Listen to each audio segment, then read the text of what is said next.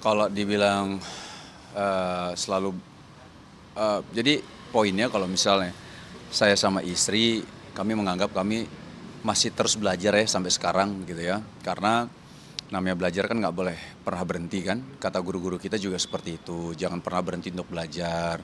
Terus untuk berdoa kepada Allah agar Allah memberikan keistiqomahan. Karena memang sangat manusiawi iman kita itu turun naik dan tiba-tiba nggak semangat gitu ya, futur ya, nggak semangat dalam beribadah, itu ada aja pokoknya. Itu akan ada fase-fasenya gitu kan. Cuman ya kalau kata guru-guru kami memang coba terus untuk dekat dengan lingkungan yang memang satu frekuensi, yang memang tujuannya itu untuk beribadah kepada Allah gitu ya. Insya Allah selain pertama pastinya kita berdoa kepada Allah, karena kan yang saya tahu memang doa yang paling sering dipanjatkan oleh Nabi Muhammad SAW itu adalah ya muqallibal qulub tsabbit qalbi ala dinik, ya, kita berdoa kepada Allah agar Allah tetapkan hati kita selalu di agama Allah gitu ya.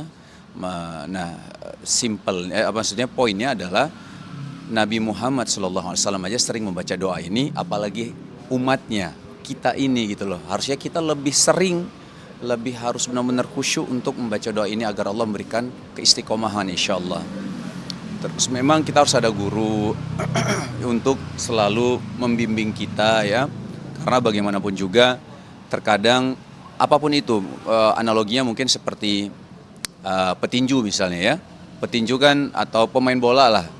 Mau sejago apapun dia menjadi seorang petinju, mau sejago apapun dia menjadi pesepak bola, pasti ada coachnya. Ya kita bilang coach itu sama seperti guru gitu. Kadang-kadang ada blind spot yang kita nggak tahu tapi guru kita ngeliat gitu. Nah jadi kalau boleh dianalogikan seperti itu. Dan tentunya guru ini kan terus memberikan ilmu kepada kita gitu ya. Nah selain guru kita harus tahu bahwa ilmu atau belajar lah ya, itu terus harus kita lakukan konsisten, sekonsisten mungkin gitu. Karena kan ada perkataan ulama, siapa yang konsisten dia akan bertumbuh.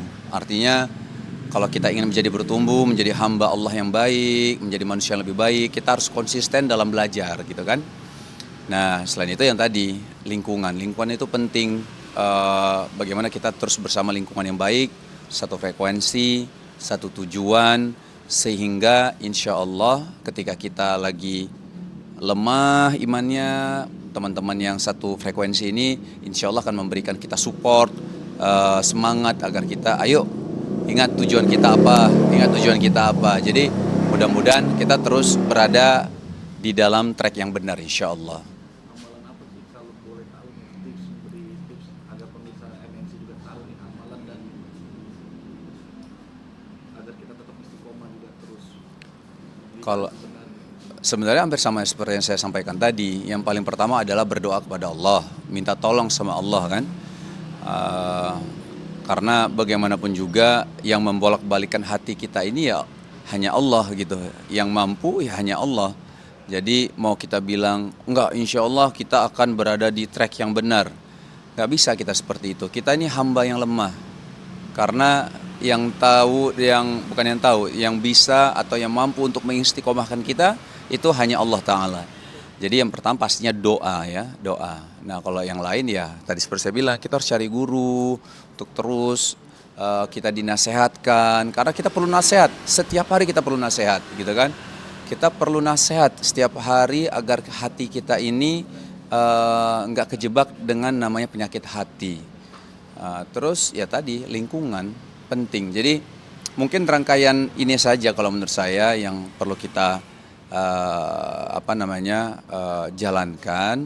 Dan ini juga kan perkataan Ustadz ya yang saya tangkap gitu ya. Doa kepada Allah, minta pertolongan Allah, cari guru, terus belajar gitu ya, nuntut ilmu agama, terus lingkungan. kalau untuk dalam berkeluarga dan berumah tangga itu amalan dan sunnah menjadi lebih baik dan mendidik anak itu seperti apa Mas? Mendidik anak. Iya. Oke. Di dalam Islam kan sudah ada aturan-aturannya, sudah ada arahannya. Makanya Masya Allah Tabarakallah ketika kita tahu ilmunya, kita jadi nggak buta. Dan Alhamdulillah di dalam Islam ketika kita tahu bahwa kewajiban sebagai orang tua itu adalah ini. Jadi jelas gitu ya. Dan itu yang membuat kita artinya melakukan sesuatu itu harapannya ya ini yang kita lakukan ini kewajiban dan harapan kita adalah untuk mendapatkan pahala dari Allah Ta'ala gitu kan. Jadi bukan sesuatu, waktu itu saya pernah lihat satu video, saya lupa ya Ustadz atau siapa gitu ya, dan cukup kena buat saya. Ketika kita melakukan suatu kewajiban, itu bukan suatu prestasi yang luar biasa gitu loh. Artinya kayak misalnya kita melakukan, kita mencari nafkah capek-capek untuk keluarga kita. Terus kita waktu pulang ke rumah kita bilang, aku nih capek-capek loh cari nafkah untuk kalian gitu loh, untuk istri, untuk kamu ya istri gitu ya, untuk anak-anak gitu. Kita ngerasa capek gitu. Padahal itu bukan hal yang memang jadi harus diangkat-angkat gitu, diungkit-ungkit maksudnya. Karena itu kewajiban seorang suami kan, emang cari nafkah memang kewajiban seorang suami untuk keluarganya gitu loh.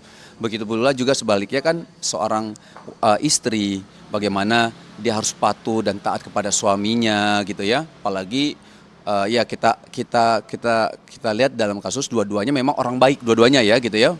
Yang suami baik, istri baik. Jadi ketika dia patuh kepada suami bukan suatu yang harus diungkit-ungkit. Wah, aku kan patuh banget sama taat kepada suami.